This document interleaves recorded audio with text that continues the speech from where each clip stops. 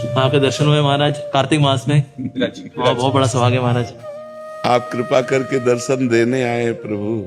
हम अधम कहीं जा नहीं सकते, तो जो प्रभु मोहि अनुग्रह कीना तो तुम आई दरस हटि दीना। कृष्ण कृपा से कृष्ण दासों का दर्शन होता है।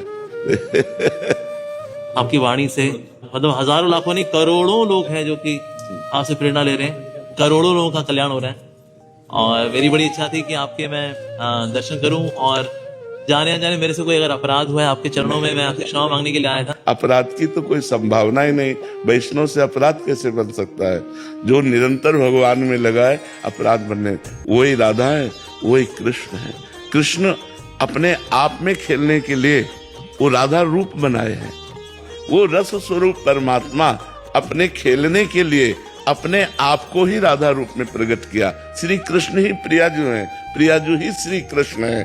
पर प्रियाजू की कृपा से ही श्री कृष्ण प्रेम प्राप्त किया जा सकता है।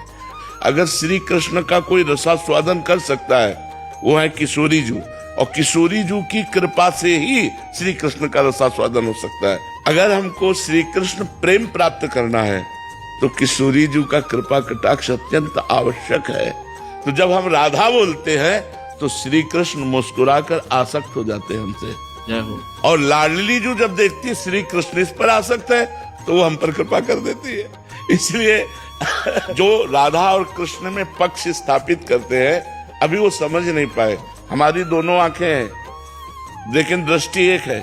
आंखें दो हैं, दृष्टि एक है। तन दो है, प्राण एक है, मन एक है, स्वभाव एक है, वय एक है, रुचि एक है, क्रीड़ा एक है। दो है ही नहीं, दो है। आप कृष्ण बोले, हमारा मन आपके चरण चूमने को करेगा। धन्य है आप माँ, जिनके ऐसा पुत्र प्रकट हुआ जो भगवान नाम प्रचार प्रसार करके कलयुग में सोए हुए जीवों के हृदय में भगवान नाम जागृत कर रहे हैं, भगवान की महिमा स्थापित कर रहे हैं, देवालयों की भगवत विग्रहों की पूजा सेवा की महिमा स्थापित कर रहे हैं। धन्य है वही जननी, धन्य वही पिता, धन्य जिसके ऐसे पुत्र प्रकट हो। प्रणाम है आपको।